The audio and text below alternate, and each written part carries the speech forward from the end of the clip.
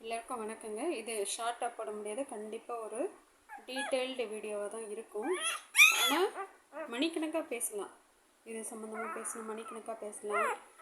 ஆனால் நான் வந்து ஒரு 3 மினிட்ஸ் வர மாதிரி ஒரு வீடியோ போடுறேங்க, தயவு செஞ்சு பாருங்கள். நான் சொன்ன மாதிரி முன்ன வீடியோவில் சொன்ன மாதிரி இந்த குழந்தைங்களுக்கு வந்து ஒரு வீடு கிடச்சிருச்சு. ஏதோ அதுங்க வாழ்க்கையில் ஒரு 50% கஷ்டத்தை குறைச்சி வாழ்ந்துட்டுருக்காங்கன்னு வச்சுக்கோங்களேன். இங்கே ஆதரவு கொடுத்து சாப்பாடு கொடுத்து தங்குறதுக்கு இடம் கொடுத்தாச்சு. அதையும் மீறி இந்த மாதிரி கஷ்டங்கள் வந்து அவங்க மட்டுமே அனுபவிக்க வேண்டியது இல்லைங்களா, அதை நம்ம தடுக்க முடியாது. ஆனால் இதுக்கு மேலே வந்து கண்டிப்பாக இந்த பப்பிக்கு வந்து ரோசிங்கிற இந்த பப்பிக்கு ஏபிசி பண்ணிவிடுவேன். இனி இந்த கஷ்டம் வந்து அது படாது. அதுக்கப்புறம் வந்து அது வாழ்க்கை வந்து கொஞ்சம் சுலபமாக தான் இருக்கும் அதுக்கு.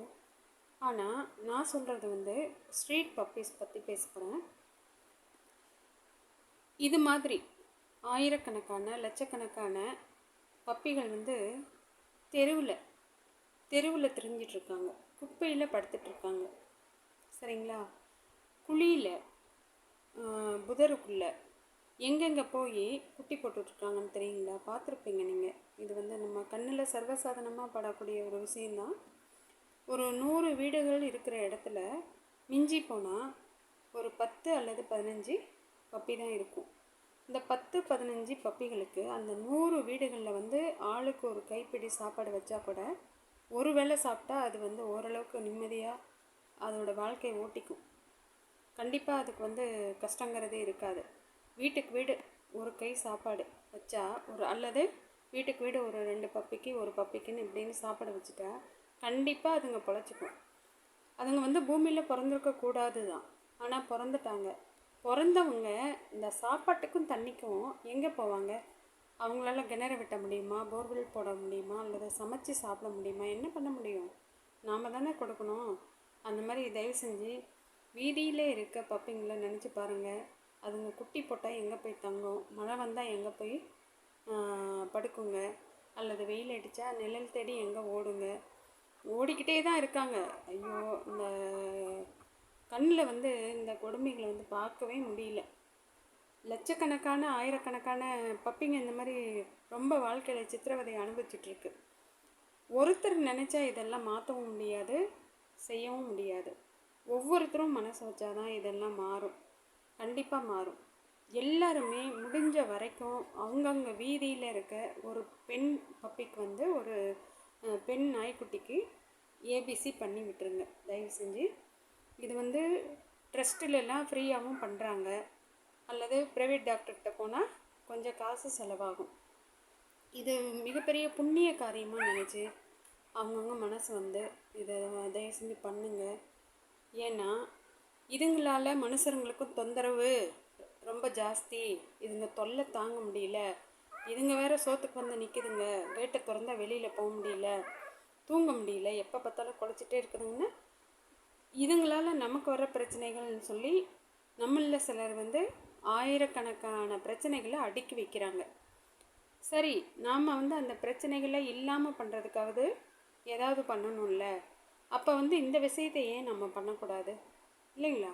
ஏபிசி பண்ணி விட்டுருங்க. அவங்கவுங்க ஏரியாவில் இருக்கிற ஃபீமேல் பப்பிக்கு முடிஞ்ச வரைக்கும் ஒவ்வொருத்தர் வீட்லேயும் 100 ரூபா 50 ரூபா வசூல் பண்ணால் கூட, நீங்கள் எல்லாம் சேர்ந்து ஒற்றுமையாக வசூல் பண்ணால் கூட அந்த ஏரியாவில் இருக்க ஒரு 4 ஃபீமேல் பப்பின்னா அதுக்கு வந்து ஈஸியாக ஏபிசி பண்ணிடலாம்.